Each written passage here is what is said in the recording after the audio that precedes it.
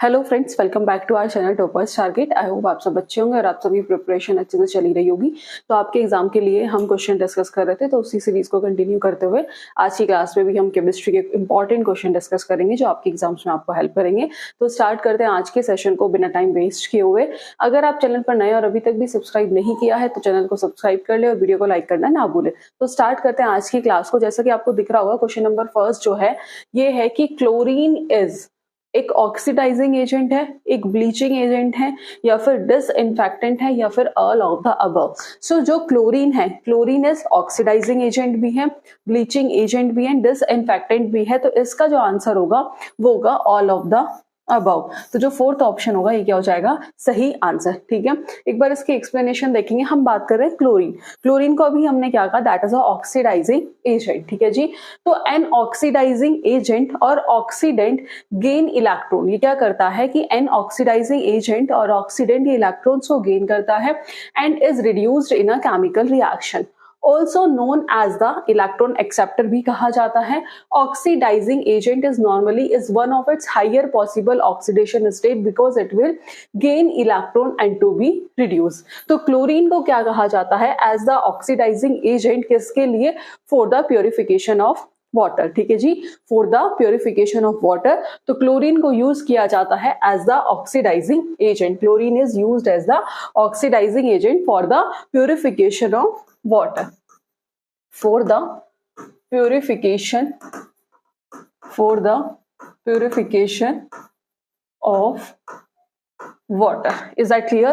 After that, reducing agent, as we all know, reducing agent or reductant lose electron, oxidizing agent or oxidant gain electron. तो N is reduced in a chemical reaction और reducing agent में क्या होता है, N is oxidized in a chemical reaction. As we all know, जो example होते हैं reducing agent के include the earth metal, formic acid and sulfide compound. Is that clear? तो bleaching powder is calcium hypochlorite, ये मैंने आपको पढ़ाया भी था एसिड बेस एंड सॉल्ट में। तो जो ब्लीचिंग पाउडर है ये क्या है, that is a calcium hypochloride, जिसका फॉर्मूला होता है CaOCl2। It is primarily use to remove the colour from materials. इसे हम किस लिए यूज करते हैं, इसे हम कलर को रिमूव करने के लिए, फ्रॉम मटेरियल से कलर को रिमूव करने के लिए इसका यूज किया जाता है।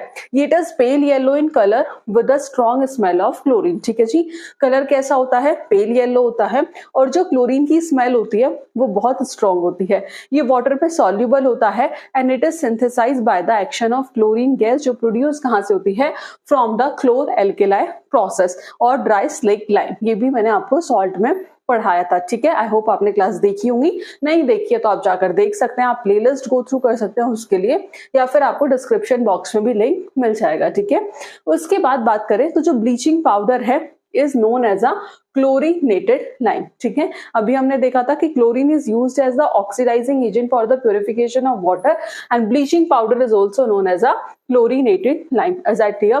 And it is widely used as a disinfectant to make potable water. So bleaching powder when dissolved in contain dissolved chlorine liberated by the action of bleaching powder with water. तो chlorine जो है वो किसकी तरह act करता है, वो act करता है ब्लीचिंग एजेंट की तरह। जो क्लोरीन है वो किसकी तरह एक्ट करता है, ब्लीचिंग एजेंट की तरह भी क्या करता है, एक्ट करता है। और डिसइंफेक्टेंट की भी तरह क्या करता है, एक्ट करता है।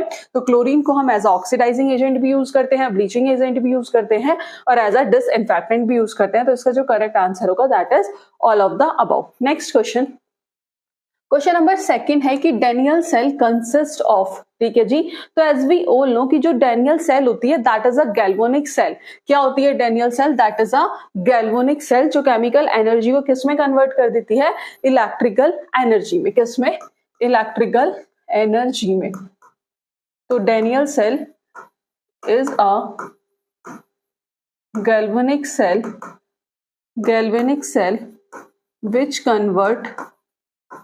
convert chemical energy को किस में कन्वर्ट करते हैं, into electrical energy,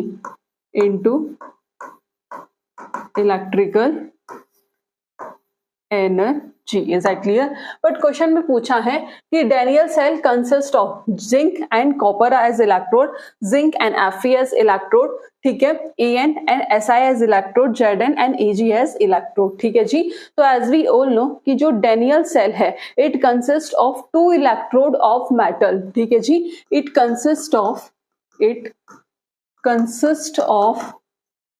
2 electrode of metal, that is Zn and Cu. Is that clear? कि Daniell cell consist of 2 electrode of metal, वो कौन कौन है? That is Zn and Cu electrode. तो अकॉर्डिंग टू दिस जो आपका फर्स्ट ऑप्शन होगा ये क्या हो जाएगा? सही आंसर, ठीक है। तो डेनियल सेल क्या होती है? गैल्वेनिक सेल जो केमिकल एनर्जी को इलेक्ट्रिकल एनर्जी में कन्वर्ट कर देती है। और Daniell cell consist of 2 electrode of metal, that is copper and zinc. तो जो आपका फर्स्ट ऑप्शन होगा यही क्या होगा? सही आंसर। नेक्स्ट क्वेश्चन है the most electropositive element in the periodic table is. Question में पूछा है कि मोस्ट इलेक्ट्रोपॉजिटिव एलिमेंट बताना है कहां in the periodic table is. Option है iron, copper, caesium and lithium, ठीक है जी। Iron, copper, caesium and lithium. तो इसमें आपको बताना है कि सबसे ज्यादा इलेक्ट्रोपॉजिटिव एलिमेंट कौन सा है। तो एक्सप्लेनेशन देख लेते हैं। वैसे मैं आपको बता दूं जो सबसे ज्यादा इलेक्ट्रोपॉजिटिव एलिमेंट है इन the periodic table that is caesium. वो कौन है? That is caesium. तो एक बार एक्सप्लेनेशन देख लेते हैं। सीजियम जो है that is the most electropositive element. Is that clear? Electropositivity जो है वो इंक्रीज होती है डाउन द ग्रुप और डिक्रीज होती है इन अ पीरियड, ठीक है। सो जो सीजियम है is a chemical element of group 1 of the periodic table, the alkali metal group. ये आपको पता होना चाहिए कि जो सीजियम है वो किस ग्रुप का है? Chemical element of group 1 of the periodic table, the alkali metal group. Atomic number जो होता है सीजियम का वो होता है 55। जो मोस्ट कॉमन यूज होता है सीजियम कंपाउंड का वो होता है as a drilling fluid. It is also use to make special optical glasses को बनाने के लिए इसका यूज किया जाता है। एज अ कैटलिस्ट प्रमोटर हम सीजियम का यूज करते हैं। वैक्यूम ट्यूब्स में भी हम सीजियम का यूज करते हैं। And even radiation monitoring equipment में भी किसका यूज किया जाता है? सीजियम का यूज किया जाता है। और one of it's most important use is in the that is cesium clock, जिसे और क्या कहते हैं? एटॉमिक क्लॉक, और दैट इज इंपॉर्टेंट। ये नोट करके भी आप लिख सकते हैं। तो जो सीजियम और फ्रेंशियम है ये कैसे हैं? ये लीस्ट इलेक्ट्रोनेगेटिव है। ये भी ध्यान रखना कि जो सीजियम है और फ्रेंशियम है वो लीस्ट इलेक्ट्रोनेगेटिव है बट सबसे ज्यादा मोस्ट इलेक्ट्रोपॉजिटिव है। Is that clear? कि जो सीजियम और फ्रेंशियम है वो लीस्ट इलेक्ट्रोनेगेटिव है और ज्यादा इलेक्ट्रोपॉजिटिव एलिमेंट है, ठीक है जी। और फ्लोरीन जो होता है that is the most electronegative, वो ज्यादा इलेक्ट्रोनेगेटिव है बट लीस्ट इलेक्ट्रोपॉजिटिव, ठीक है। तो इंक्रीजिंग ऑर्डर जो होता है इलेक्ट्रोपॉजिटिविटी का वो होता है सीजियम, पोटेशियम, मैग्नीशियम, लिथियम। तो जो सबसे ज्यादा इलेक्ट्रोपॉजिटिव है वो कौन है? दैट इज सीजियम, उसके बाद पोटेशियम, उसके बाद magnesium and after that lithium. Fluorine जो है वो मोस्ट इलेक्ट्रोनेगेटिव है। ये पॉइंट करके भी आप लिख सकते हैं कि जो सीजियम है वो मोस्ट इलेक्ट्रोपॉजिटिव है, most electropositive element. Is that clear? And after that बात कर रहे हैं हम किसकी? फ्लोरीन की, ठीक है। तो फ्लोरीन जो है वो मोस्ट इलेक्ट्रोनेगेटिव है, most electronegative element and less electropositive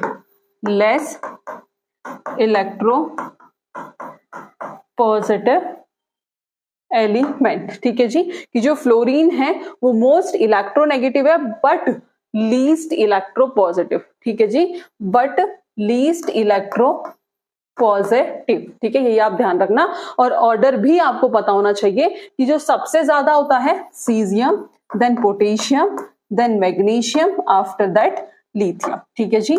caesium, potassium, magnesium and then lithium. तो that is the order, increasing order of electropositivity, ठीक है जी।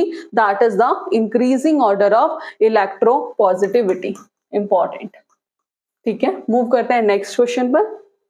क्वेश्चन नंबर 4 है the process of converting alkyl halides to alcohol involve.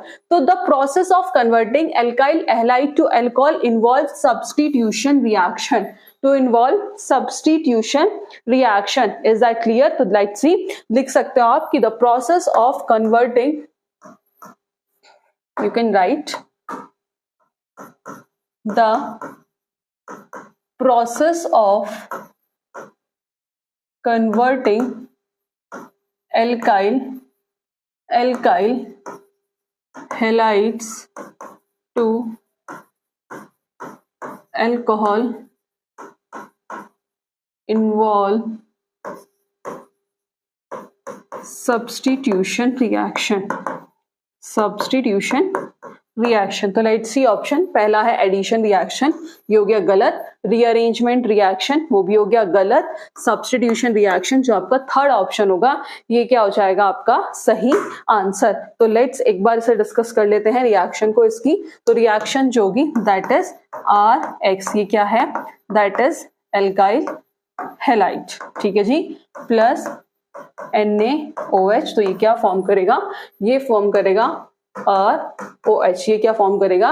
ये form करेगा ROH, ठीक है जी, ROH plus NaX। और ये कौन सी रिएक्शन है? The process of converting alkyl halide to alcohol, that is a substitution reaction. कौन सी है? That is a substitution reaction. Is that clear?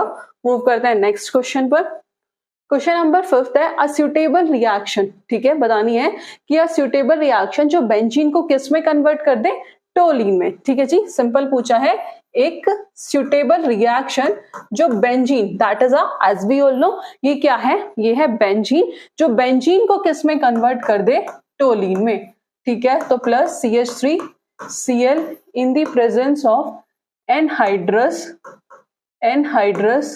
AlCl3। तो ये क्या फॉर्म करेगा? ये फॉर्म करेगा टोलिन। क्या फॉर्म करेगा? ये फॉर्म करेगा टोलिन। और ये कौन सी रिएक्शन है? That is a Friedel craft reaction. ये कौन सी है? Friedel craft reaction. कौन सी रिएक्शन है? ये है फ्रीडल क्राफ्ट रिएक्शन, ठीक है जी। तो when a benzene react with methyl chloride, ठीक है जी, जब बेंजीन किसके साथ रिएक्ट करता है? When a benzene react with methyl chloride in the presence of anhydrous AlCl3, या आप लिख भी सकते हो कि when a benzene react with methyl chloride in the presence of anhydrous AlCl3, तो वो क्या फॉर्म करता है? वो फॉर्म करता है टोलीन। और इस रिएक्शन को हम क्या कहते हैं? इसे कहते हैं फ्रीडल क्राफ्ट एल्काइलेशन। तो ऑप्शन में था एल्डोल कंडेंसेशन, ये गलत है। हाइड्रोजिनेशन एंड एडिशन, ये भी गलत है। फ्रीडल क्राफ्ट एल्काइलेशन, यही क्या होगा सही आंसर। और Friedel Crafts acylation follow by reduction, तो ये भी नहीं है। तो जो आपका थर्ड ऑप्शन होगा that is the correct answer. Next question number 6 है कि according to Dalton atom of the given element is, कि डाल्टन के अनुसार किसी दिए गए तत्व के परमाणु है identical mass, size and shape. तो जो आपका फर्स्ट ऑप्शन होगा यही क्या हो जाएगा सही answer. Let's discuss John Dalton postulate about atoms, ठीक है। ये हमने कल की क्लास में भी डिस्कस किया था कि जितने भी मैटर हैं वो सब किससे मिलके बने हैं? टाइनी एंड इंडिविजिबल पार्टिकल से मिलके बने हैं, जिन्हें हम क्या कहते हैं? एटम्स कहते हैं। जितने भी एटम्स हैं ऑफ अ स्पेसिफिक एलिमेंट, वो कैसे होते हैं? आइडेंटिकल होते हैं, मास में भी, साइज में भी और बाकी प्रॉपर्टीज में भी। और इवन जो एटम्स होंगे ऑफ डिफरेंट एलिमेंट, तो एग्जिबिट उनकी प्रॉपर्टीज भी डिफरेंट होगी और उनका मास और साइज भी वेरी करेगा। After that, atoms can neither be created nor are destroyed according to law of conservation of mass. Atoms cannot be divided into smaller particles. जो atoms होते हैं of different element can combine with each other in a fixed whole number ratio in order to form compound, and atoms can be rearranged, combined or separated in a chemical reaction. और previous class में भी ये question आपका UPTGT में पूछा गया था, तो that is important क्योंकि ये theory भी अपने आप में इंपॉर्टेंट है, डाल्टन एटॉमिक थ्योरी इंपॉर्टेंट है और इससे क्वेश्चन आने के चांसेस होते हैं, ठीक है। After that John Dalton postulate atomic theory, जिन्होंने that acted as an explanation of the following two laws. कौन कौन से थे? Law of conservation of mass, law of constant proportion. मैंने लॉस वगैरह भी आपको क्लास में कराए हैं, ठीक है। अगर आपने अभी भी क्लासेस, थ्योरी क्लासेस नहीं देखी है तो एक बार जरूर गो थ्रू कीजिए थ्योरी क्लासेस, क्योंकि बिना थ्योरी के आप एमसीक्यू सॉल्व नहीं कर सकते, तो उसके लिए आपको थ्योरी को पढ़ना जरूरी है। अगर आपने पढ़ रखा है अच्छी बात है, नहीं पढ़ा तो उसके लिए आप ये क्लासेस भी जाकर देख सकते हैं, जिसका लिंक आपको डिस्क्रिप्शन बॉक्स में मिल जाएगा। इवन अगर आप चाहते हैं तो हमारा बैच भी स्टार्ट किया है हमने, जो कुछ बच्चों की डिमांड भी थी कि मैम एक केमिस्ट्री का बैच आपका है या आप बता दीजिए, तो उसके लिए हमने एक बैच भी स्टार्ट किया है जिसका रजिस्ट्रेशन 15 अगस्त से स्टार्ट हो गया था। इवन ठीक है, बैच भी हमने स्टार्ट कर दिया है, बट जो क्लासेस है वो आपकी रिकॉर्डेड फॉर्म में है, ठीक है। और बैच की कॉस्ट भी ज्यादा नहीं है, इसके लिए आप पूरी वीडियोस गो थ्रू कर सकते हैं, जो आपको यूट्यूब पर भी मिल जाएगी, वहां आपको बैच की सारी डिटेल्स होंगी। तो अब अगर आपको इन डिटेल पढ़ना है तो आप वो भी गो थ्रू कर सकते हैं, ठीक है। चाहे बच्चा, अगर आप DSSB की प्रिपरेशन कर रहे हैं या आप किसी और भी एग्जाम की प्रिपरेशन कर रहे हैं, चाहे वो KBS हो, NBS हो, EMRS हो, तो ये जो बैच है आपको ये इसी तरीके से फॉर्मुलेट किया है कि आपको सभी TGT एग्जाम्स में हेल्प करेगा। क्लासेस स्टार्ट हो गई हैं, रिकॉर्डेड क्लासेस हैं, आपको डेली क्लासेस मिल रही हैं, इवन साथ साथ प्रैक्टिस सेशंस भी हम वहां ले रहे हैं, प्रैक्टिस भी कराएंगे, और जो भी आपको क्वेश्चंस जो आपकी यूट्यूब पर भी प्रैक्टिस है वो भी आपकी एप्लीकेशन पर होगी। तो आपकी चॉइस है कि आपको कहां देखना है, तो आप एनरोल करना चाहते हैं तो कर सकते हैं, ठीक है। तो आइए अपनी क्लास पे वापस। तो बात कर रहे थे हम लॉ ऑफ कंजर्वेशन ऑफ मास। तो लॉ के according mass can be neither be created nor destroy in a chemical reaction, ये आप सबको पता है। और लॉ ऑफ कांस्टेंट प्रोपोर्शन को और क्या कहते हैं? लॉ ऑफ डेफिनाइट प्रोपोर्शन भी कहते हैं। और ये लॉ जो कहता है कि इन अ केमिकल सब्सटेंस की जो एलिमेंट है, इन अ केमिकल सब्सटेंस जो एलिमेंट है वो हमेशा प्रेजेंट होंगे in a certain proportion by mass.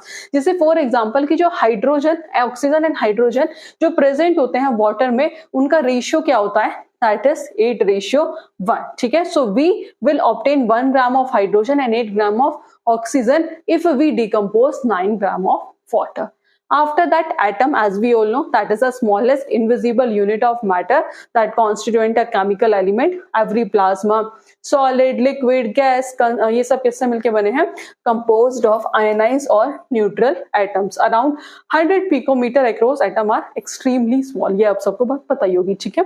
Atomic theory John Dalton ने डिस्कवर किया था, ये भी ध्यान रखना किसने डिस्कवर किया था, तो वो किया था जॉन डाल्टन ने। एज पर द थ्योरी कि जितने भी मैटर्स हैं, चाहे वो मिक्सचर हो, कंपाउंड हो, एलिमेंट हो, it consist of invisible particle, जिसे हम क्या कहते हैं? जिसे हम कहते हैं atom. Is that clear? After that next question number 7 है कि oxygen molecule exhibit diamagnetic, paramagnetism, ferromagnetism या फिर एंटी फेरोमैग्नेटिज्म, ठीक है जी। डायमैग्नेटिज्म, पैरामैग्नेटिज्म, फेरोमैग्नेटिज्म और एंटी फेरोमैग्नेटिज्म। तो बात करें कि oxygen molecule exhibit that is paramagnetism, ठीक है जी। ऑक्सीजन मॉलिक्यूल्स एग्जिबिट पैरामैग्नेटिक्स, क्यों? क्योंकि इसके पास क्या होते हैं? 2 अनपेयर्ड इलेक्ट्रॉन होते हैं, because it has 2 unpaired electron in molecular orbital. क्या होते हैं इसके पास? अनपेयर्ड इलेक्ट्रॉन होते हैं in its molecular orbital. So you can right कि oxygen molecule exhibit paramagnetism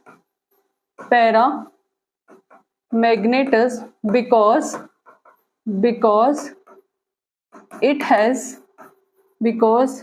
has 2 unpaired electron in its molecular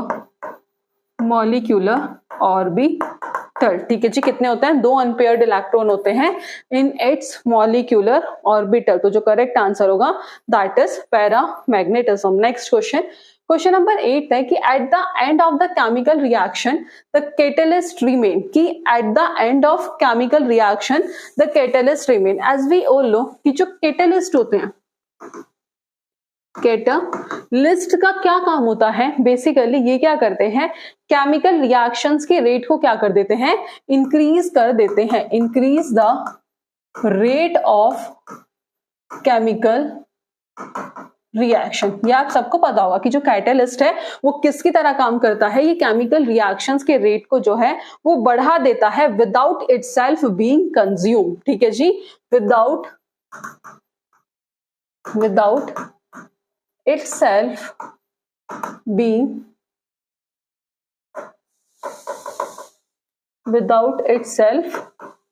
being consume. ठीक है जी, तो पहला ऑप्शन है unchange in quantity but change in composition, की क्वांटिटी में कोई चेंज नहीं आएगा बट कॉम्पोजिशन में आएगा।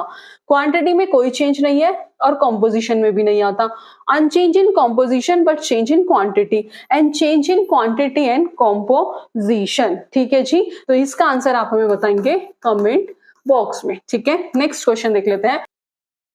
क्वेश्चन नंबर 9 है कि which of the following will not react with hydroxyl ion, कि इनमें से कौन सा ऐसा है जो हाइड्रोक्सिल आयन के साथ रिएक्ट नहीं करेगा बाय न्यूक्लियोफिलिक अटैक। और ये क्वेश्चन हमने प्रीवियस क्लास में भी कराया था। ठीक है, तो आप एक बार गो थ्रू करिएगा, अगर आपको नहीं आता तो हम नेक्स्ट क्लास में ये जरूर कराएंगे। आफ्टर दैट क्वेश्चन नंबर 10 है कि विच is not a characteristics reaction of benzene, कि इनमें से कौन सी बेंजीन की कैरेक्टरिस्टिक्स रिएक्शन नहीं है। एडिशन, इलेक्ट्रोफिलिक सब्स्टिट्यूशन, एलिमिनेशन या फिर न्यूक्लियोफिलिक सब्स्टिट्यूशन। तो जो बेंजीन है वो एडिशन में पार्टिसिपेट नहीं करता। ठीक है जी, जो बेंजीन है does not participate in addition, oxidation and reduction. ठीक है जी, benzene does not participate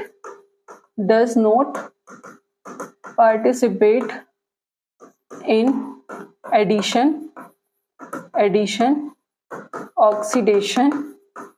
oxidation and reduction। तो which is not a characteristics reaction of benzene, तो दैट इज एडिशन। तो जो फर्स्ट ऑप्शन होगा यही क्या होगा, सही आंसर। नेक्स्ट क्वेश्चन है the more reactive member in halogen is, बताना है कि सबसे ज्यादा रिएक्टिव मेंबर कौन सा है हेलोजन में। क्लोरीन है, फ्लोरीन है, आयोडीन है या फिर ब्रोमीन है। तो एज वी ऑल नो कि जो ऑर्डर होता है वो क्या होता है, fluorine, that is fluorine, bromine और आयोडीन। तो जो सबसे ज्यादा रिएक्टिव मेंबर है हेलोजन में तो वो क्या है, दैट इज फ्लोरीन। ठीक है जी, जो सबसे ज्यादा रिएक्टिव मेंबर है in halogen that is fluorine. Next question है the compound used in refrigeration is, कि कौन सा कंपाउंड हम रेफ्रिजरेशन में यूज करते हैं, तो वो करते हैं लिक्विड अमोनिया। क्या करते हैं, लिक्विड अमोनिया।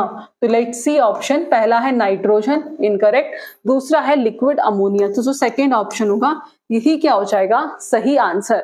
नेक्स्ट क्वेश्चन है the correct order of electronegativity of the element, बताना है करेक्ट ऑर्डर बताना है, that is nitrogen, oxygen, fluorine and phosphorus. तो इलेक्ट्रोनेगेटिविटी का करेक्ट ऑर्डर आपको क्या करना है, एक्सप्लेन करना है। तो you can right order of electronegativity, order of electronegativity. तो मैंने अभी आपको बताया था कि जो फ्लोरीन होता है वो सबसे ज्यादा इलेक्ट्रोनेगेटिव है। ठीक है, जो फ्लोरीन होता है वो सबसे ज्यादा इलेक्ट्रोनेगेटिव है। तो ऑप्शन देखिए, इसमें भी फ्लोरीन है, इसमें भी है, इसमें भी है, इसमें नहीं है, तो ये तो हो गया गलत।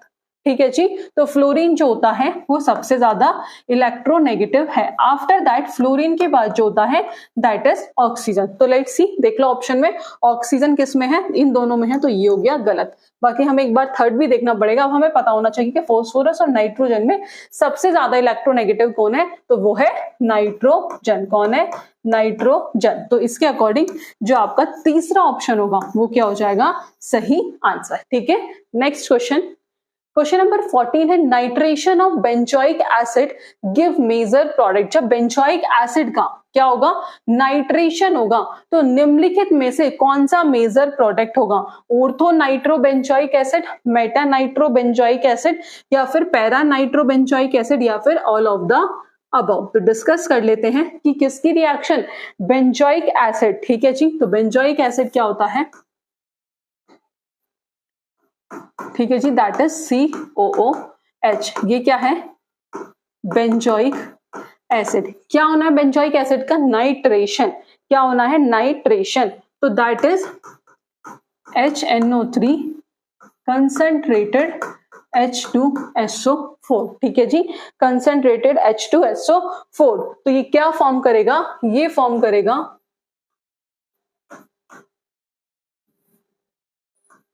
लेट्स सी क्या फॉर्म करेगा।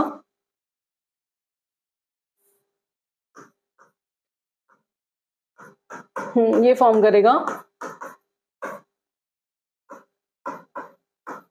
ऑर्थो मेटा पैरा, तो ये फॉर्म करेगा Meta nitrobenzene, Meta nitrobenzene plus HCl क्या फॉर्म करेगा, मेटा नाइट्रोबेंजीन। ठीक है जी, क्या फॉर्म करेगा, मेटा नाइट्रोबेंजीन। तो पहला ऑर्थो नाइट्रोबेंजीन गलत, meta nitrobenzene is the correct answer. Next question, transition metal form complexes due to, कि जो ट्रांजिशन मेटल्स होते हैं वो कॉम्प्लेक्सेस बनाते हैं किसकी वजह से, क्योंकि जो उनका साइज होता है वो स्मॉल होता है, ये बात सही है। वेरी अवेलेबल डी ऑर्बिटल, ये भी सही है।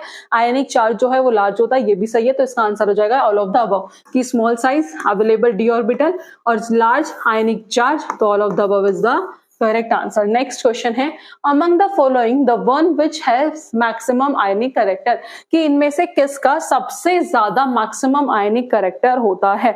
तो उसके लिए आपको आयनिक कैरेक्टर का ऑर्डर लिखना होगा, तो दैट इज CsCl। ठीक है, तो सबसे ज्यादा कौन सा होगा, सबसे ज्यादा होगा जो आपका फोर्थ ऑप्शन होगा, that is the correct answer. ठीक है जी, that is the correct answer. ठीक है, तो ये क्या हो गया, that is the order of ionic character. ठीक है जी, आयनिक कैरेक्टर का ऑर्डर। नेक्स्ट क्वेश्चन है, नेक्स्ट क्वेश्चन से पहले इसकी एक्सप्लेनेशन देख लेते हैं एक बार। According to Fajans rule, smaller the cation bigger the anion the more the covalent character, कि अगर केटायन स्मॉलर है, एनायन लार्ज है, तो कोवेलेंट कैरेक्टर ज्यादा होगा। बिगर केटायन है, स्मॉलर एनायन है, तो वो फेवर करेगा आयनिक कैरेक्टर को। तो in the given option all have the same anion, Cl negative, the character of the compound decided by cation. ये आपको दिख रहा होगा, इसमें सारे क्या है, Cl नेगेटिव, की Na पॉजिटिव, यही होगा ना, Na positive Cl negative, K positive Cl negative, Li positive Cl negative, Cs positive Cl negative. तो इस केस में जो एनायन है, ठीक है, वो क्या है, सेम है। अब जो कैरेक्टर ऑफ कंपाउंड है वो कौन डिसाइड करेगा, वो सारे करेंगे केटायंस। तो बात करें सोडियम, पोटेशियम, लिथियम, सीजियम, ये सब किससे बिलोंग करते हैं, ग्रुप 1 से।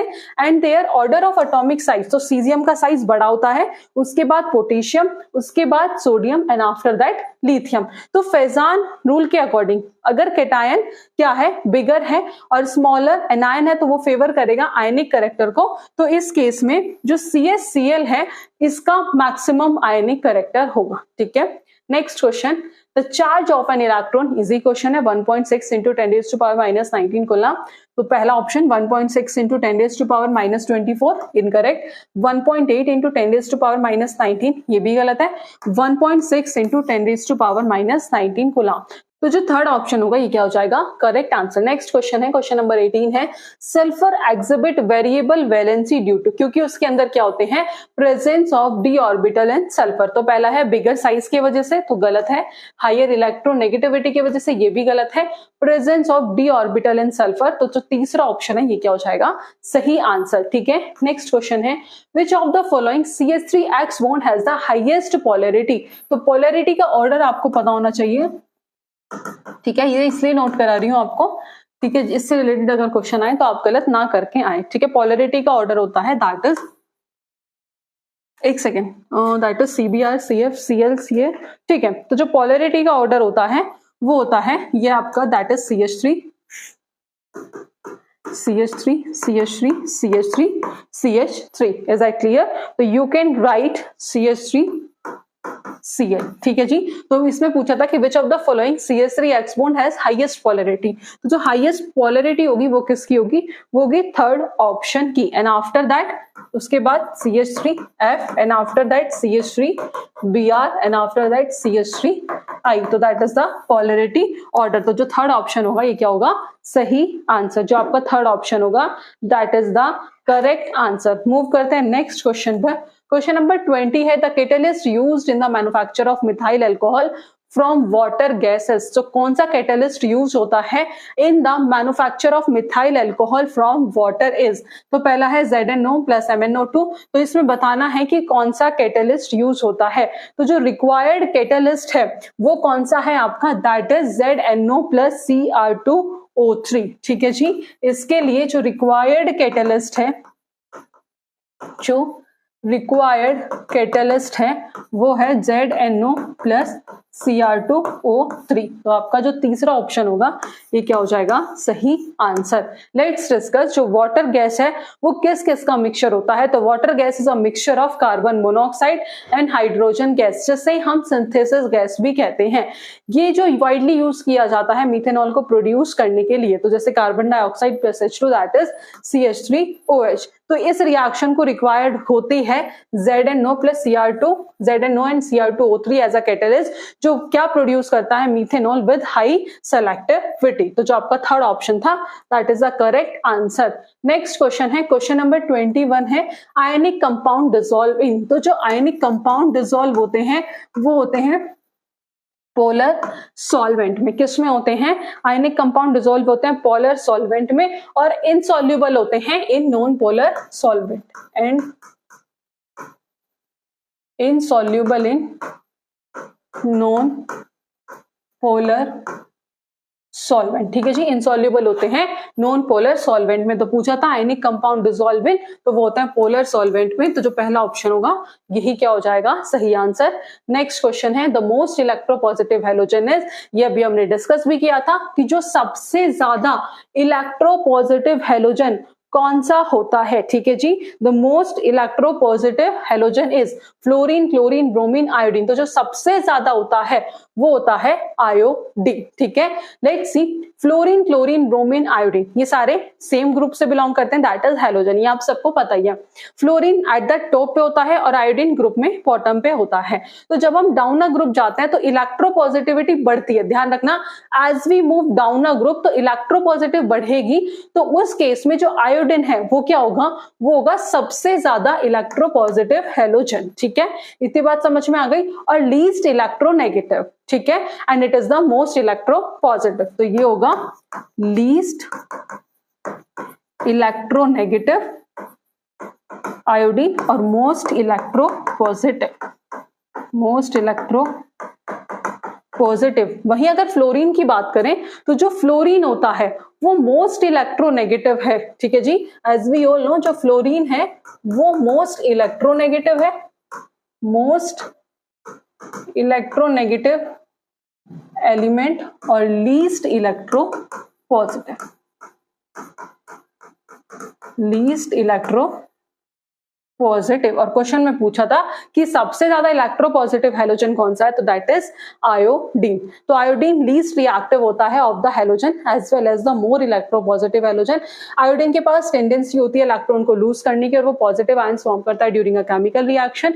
Heaviest and least abundant of stable hydrogen, electronegativity की जो वैल्यू होती है वो होती है 2.5। ऑर्डर आपको बताइए इलेक्ट्रोपॉजिटिविटी का, दैट इज IBr CnF। तो that is the order of electropositivity. ठीक है जी, order of electropositive halogen is, that is the order of electropositive halogen is। तो आपको आंसर पता चल गया, that is the correct answer। Next question है, transition metal in their compound show. तो जो ट्रांजिशन मेटल्स हैं इन देयर कंपाउंड शो वो ionic as well as coordinate bond जो है वो शो करते हैं। ठीक है जी, show ionic and coordinate bonds. Let's see, ionic bonds गलत, कोवेलेंट बॉन्ड गलत, मेटेलिक बॉन्ड गलत, तो ionic and coordinate bond is the correct answer. Next question, the second group element in the periodic table is known as. बहुत easy question आया हुआ है कि second group element in the periodic table उसे हम क्या कहते हैं, तो उसे हम कहते हैं alkaline earth metal. Beryllium, magnesium ये सब किस में आता है, ये आता है सेकेंड ग्रुप में। तो एल्केलाइन मेटल गलत, that is alkaline earth metal. तो जो आपका सेकेंड ऑप्शन हो जाएगा ये क्या हो जाएगा, सही आंसर। ठीक है, alkaline earth metal. Next and last question है, the azimuthal quantum number for p and f orbital are respectively। क्या बताना है, azimuthal quantum number for p and f orbital। तो as we all know कि जो शब shell है, शब shell जो है दैट इज SPDF। अब यहां बताना है azimuthal quantum number for p and f। तो बात करें for p orbital, for p orbital और किसके लिए, for f ऑर्बिटल। क्या बताना है, that is azimuthal quantum number. तो फॉर p ऑर्बिटल के लिए azimuthal quantum quantum number that is 1 or azimuthal quantum number for f orbital that is 3. तो let's see 0 and 2 गलत, 1 and 3, तो जो आपका दूसरा ऑप्शन हो जाएगा 1 and 3 ये क्या हो जाएगा सही आंसर, ठीक है जी, जो आपका सेकंड ऑप्शन हो जाएगा that is the correct answer. तो ये थे 25 क्वेश्चन जो हमने आज की क्लास में डिस्कस किए हैं। आई होप आपको आज का सेशन पसंद आया होगा। अगर आपकी कोई भी क्वेरीज है तो आप पूछ सकते हैं। आज की क्लास में इतना ही, मिलते हैं नेक्स्ट क्लास में और इंटरेस्टिंग क्वेश्चंस के साथ। So thank you for watching this class.